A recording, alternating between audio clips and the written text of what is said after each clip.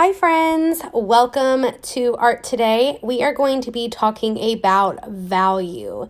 And value is the different shades and tints of one color. So I'm going to be using different values of purple to color in the letters. When I talk about values of a color, I mean the lightness and darkness of a color. So although each one of these is a purple, it is either a light purple, a dark purple, a medium purple. It all is based off the amount of white or black added to that color.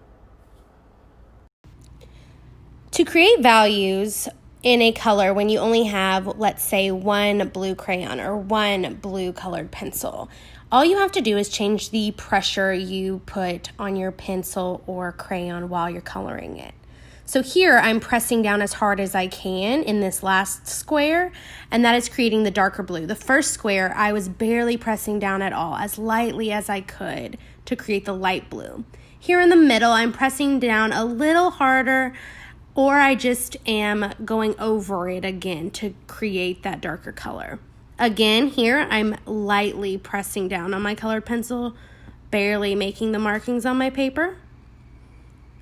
And then at the end, I'm going to press down as hard as I can without breaking the pencil, of course, to create that rich, dark blue. And then in the middle, again, I'm going to color as lightly as I can. And sometimes it's easiest to create the medium color by just going over it a second time.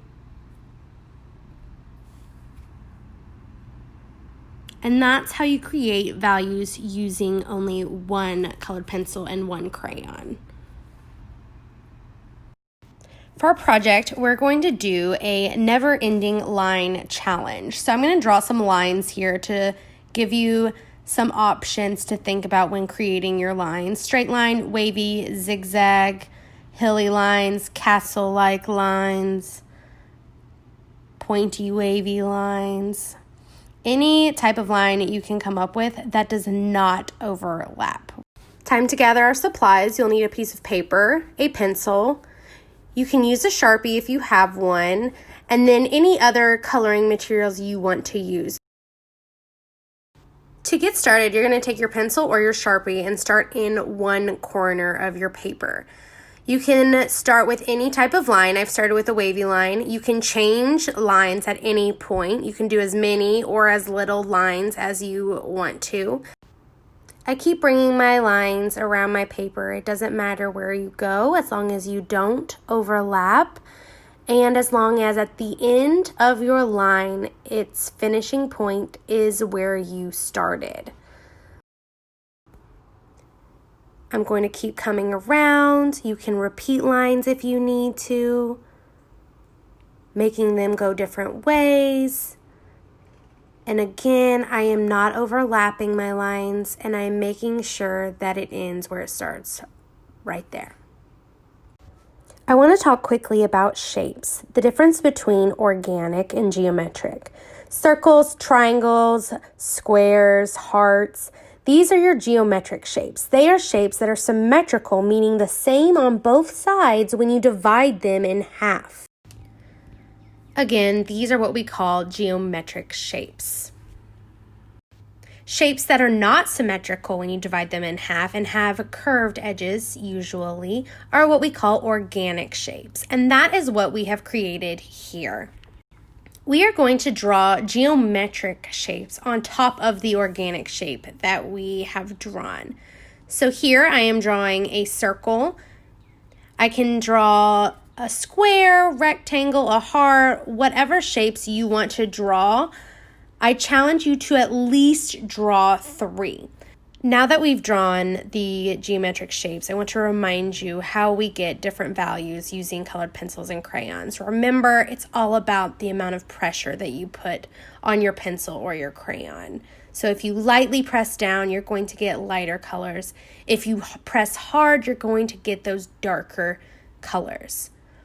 You're going to be showing me different values of different colors in each of these shapes.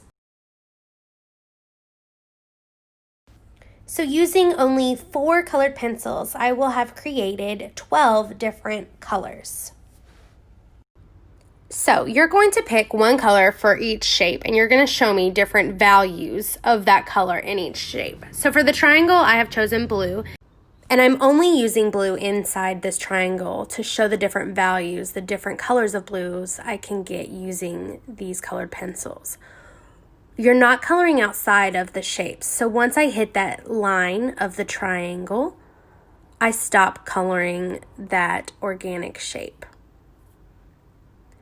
Again, I'm filling all the space inside this triangle, and I think that some of these shades are too close together, so I'm just going to take a different color, overlap it, and create a new color. I'll move on to the circle, which I'm using different shades of greens. And sometimes I might even use markers and colored pencils to change the values of the colors.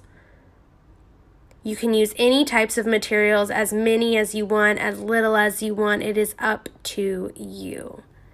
So now I'm done with the greens. Now I'm moving on to pinks inside this color. Again, I'm using crayons and colored pencils to show different values. You can even show different values using one color inside these sections. All right, guys, that's all I have for you today. I cannot wait to see what you create. I miss you guys so much. I miss our art room. I miss creating art with you all. So please don't forget to post a picture of what you create inside the portfolios so I can see it and celebrate what you are creating.